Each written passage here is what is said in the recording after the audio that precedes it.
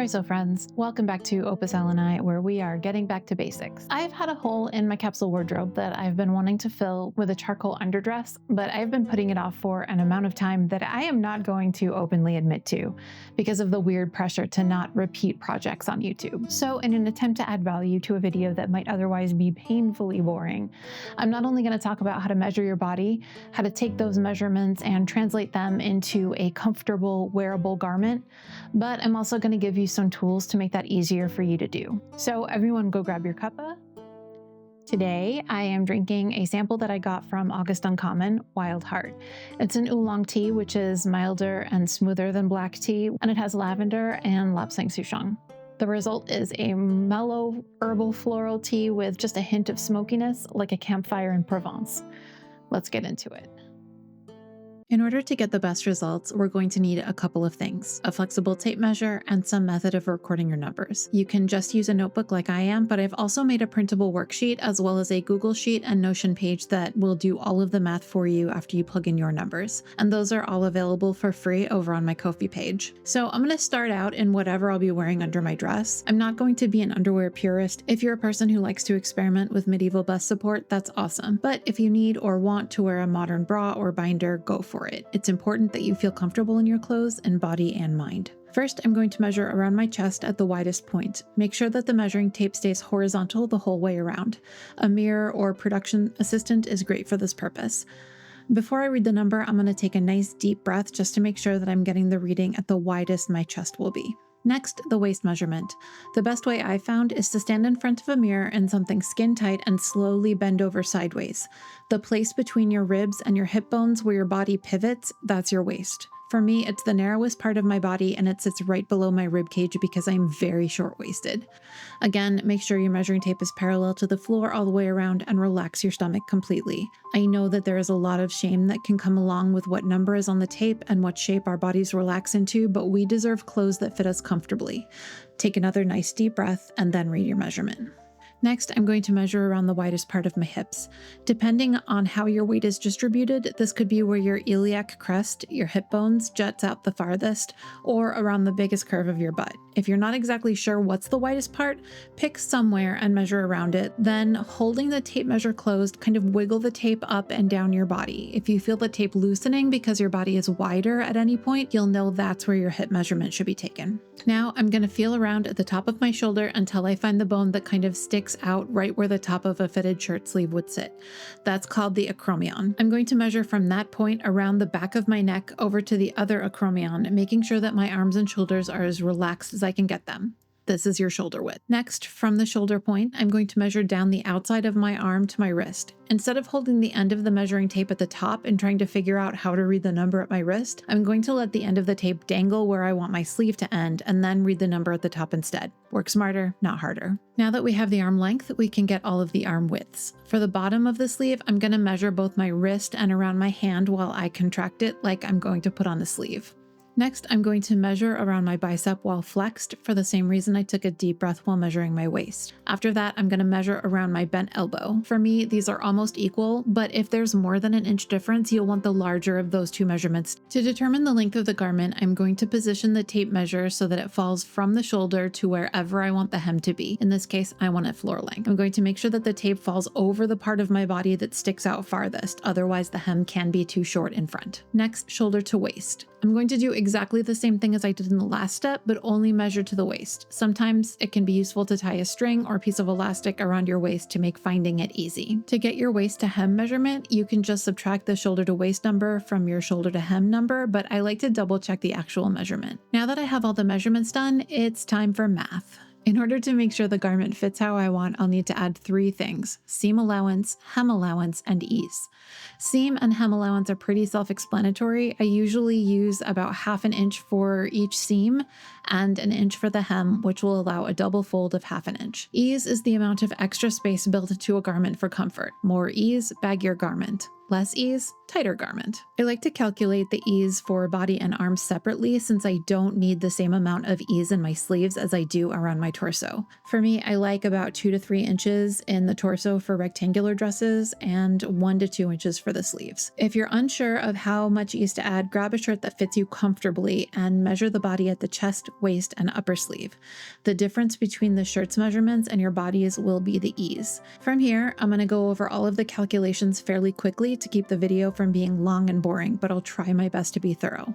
And again, the Notion and Google Sheet versions calculate this for you automatically. For the main front and back pieces, take the wider of your chest and waist measurements and add 1 unit of body ease to get the full garment measurement. Divide that by 2, 1 for front and 1 for back, and add 2 units of seam allowance, 1 for each side seam. This will be your pattern width. Next, take the shoulder to hem measurement and add 1 unit of seam allowance for the shoulder seam and 1 unit of hem for the bottom.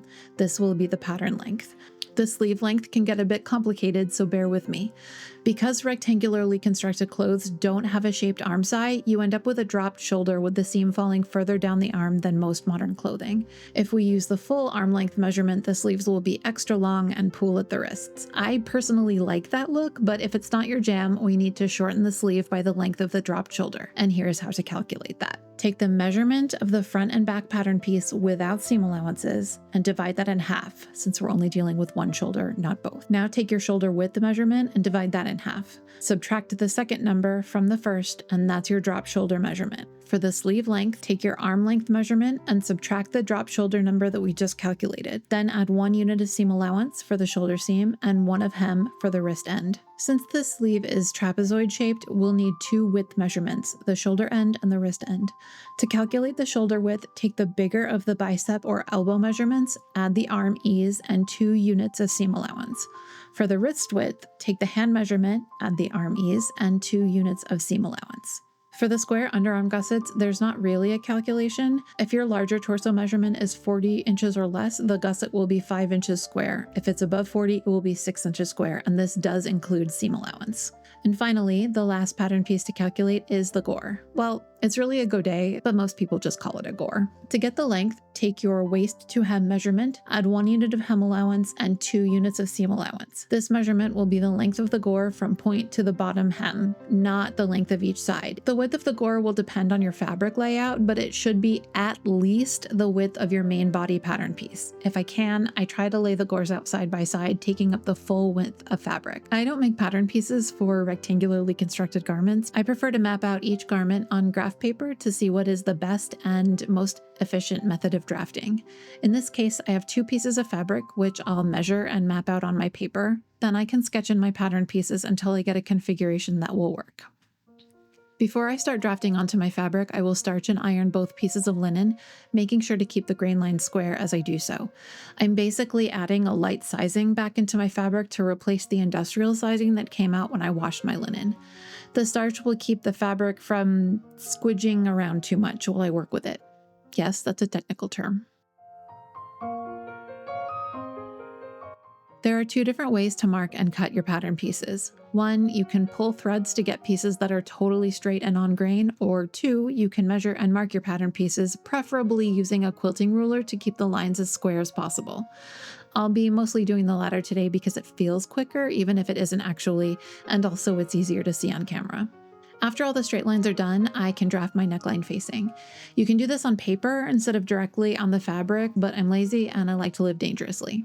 For the scoop neckline I want, I'll need 3 measurements. The desired width of the neckline opening, measured from point to point along the shoulders, the front depth of the neckline, measured from the shoulder to the lowest point of the collar, and the back depth of the neckline. You can measure this in the same way as the front if you like, but I usually just default to 2 inches.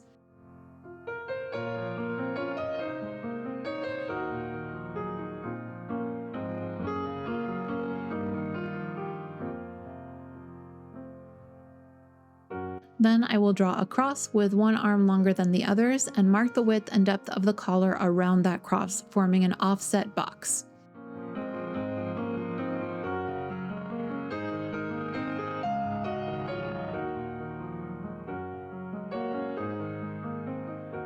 Then I'll round the corners off the box, making sure that the ovoid shape still intersects the cross at the measured width and depth marks, and that the two sides are symmetrical. It's easier to do that on paper since you can just fold it in half and cut both halves at the same time.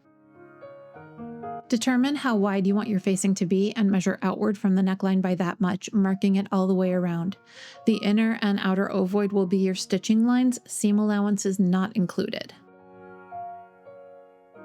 Next, I'll cut everything out. When it's time to cut the collar facing, I'll add seam allowance along the outside edge, but leave the inside of the collar alone until after it's attached to the garment.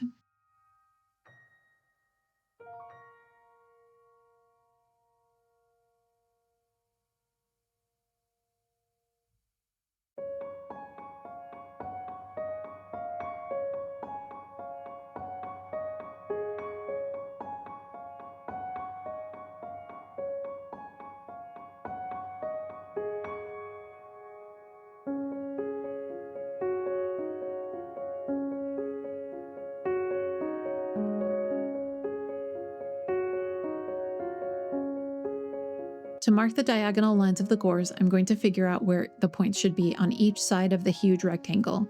Then, since my ruler is too short to measure the whole diagonal at once, I will stretch a flexible measuring tape between two of the points and carefully lay my rigid quilting ruler along it to draw that line accurately.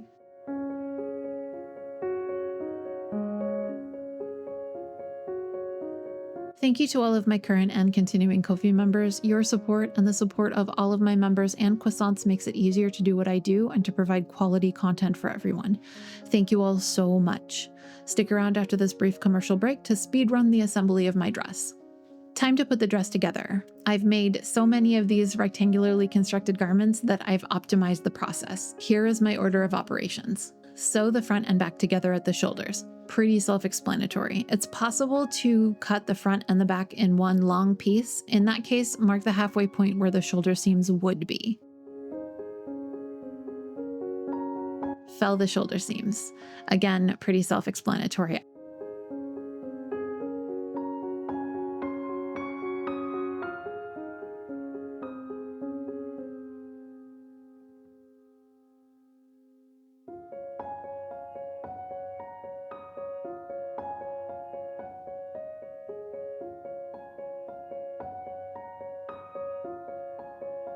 Attach the neckline facing. First, decide whether this facing is going to be functional on the inside of the garment or decorative on the outside. If functional, the facing will be sewn to the right side of the garment. If decorative, it will be sewn to the wrong side. In either case, the facing's wrong side should face out. Draw a line bisecting the shoulder seam down the center of the garment. Use those guidelines to position the neckline facing, matching them to the lines on the collar, and then sew along the marked line of the interior ovoid.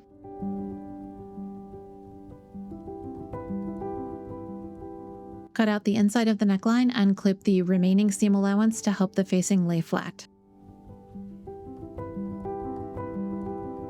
Turn the facing to the other side of the garment and iron that seam flat. Sometimes I turn the outer seam allowances under and press those as well.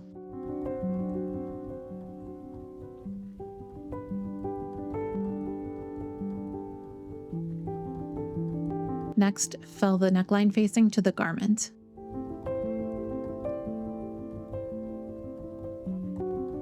Find the center of the shoulder end of the sleeves, line the mark up with the shoulder seam, and sew both sleeves to the body.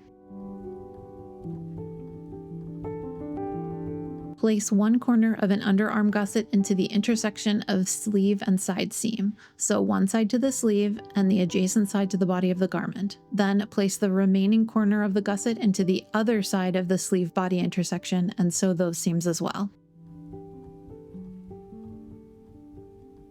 I now have a garment attached together at the shoulder seams and armpits. Next, I'll sew the sleeve closed from gusset to wrist. Find the waist of the garment, either by measuring from the shoulder down or hem up. I find shoulder to waist to be more reliable. Sew the side seams from gusset to waist. Time for a bit of a break away from the sewing machine to fill all of the seams that I've sewed thus far.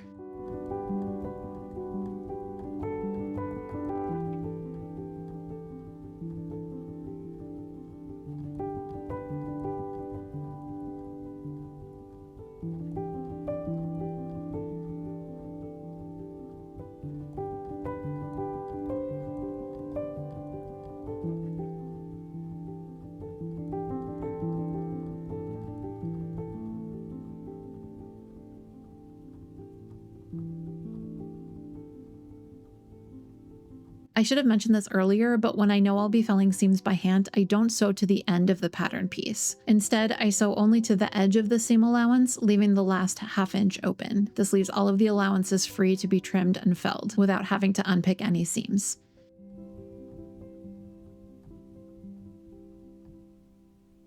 The godets are inserted into slits cut in the middle of front and back pieces. I generally like the front godet to be about 2 inches below the waist. It's just a little smoother looking. The back and sides start at the waist.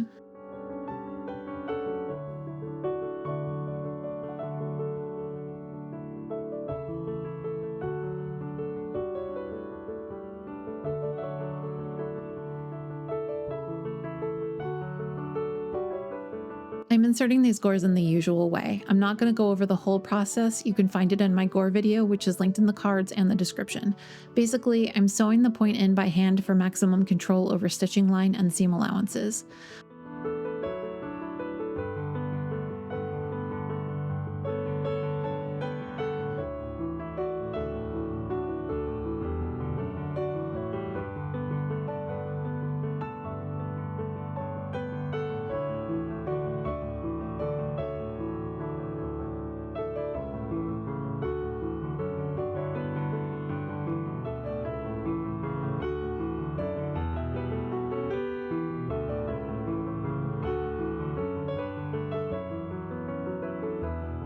Once I've sewn the first inch, 1.5 inches with a sturdy backstitch, I'll sew the rest of the gore seams on the machine, making sure not to stretch the godet sides that are cut on the bias.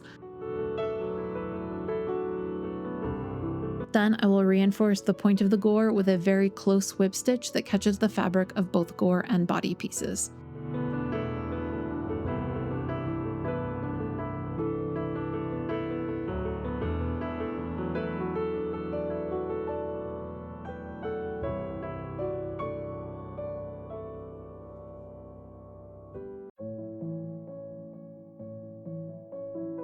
After the front and back godets are in, I'll insert the others into the side seams.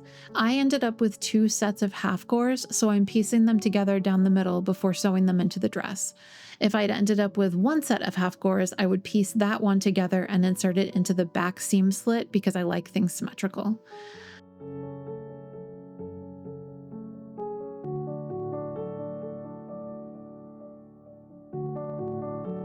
When putting the pieced gores into the sides, I'm very careful to start sewing each side of the point right where the waist seam ends so that the seams all converge at one spot.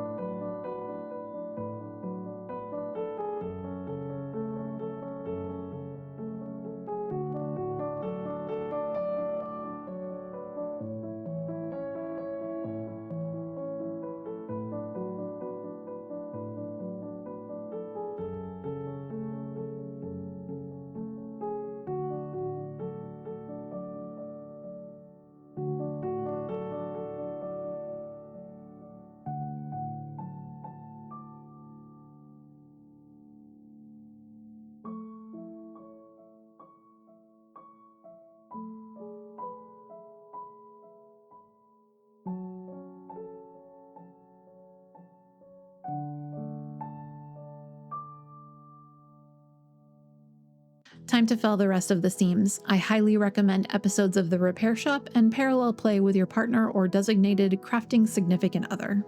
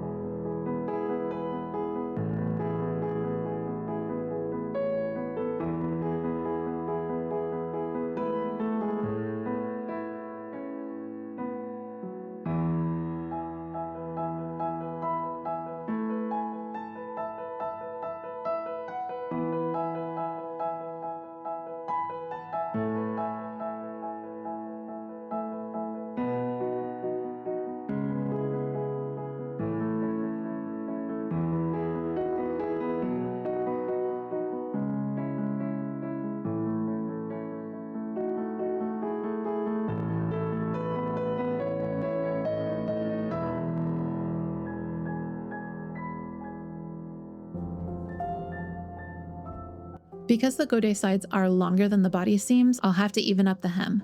There's a few different ways to do that. I'm putting the dress on my mannequin and marking the hem at the floor. If you have a crafting significant other, you can get them to mark the hem while you wear your garment. You could also use a chalk marking hem tool, although those are a little easier for shorter garments. And if all else fails, you can use a string and chalk to mark the bottom of the godet into a curve.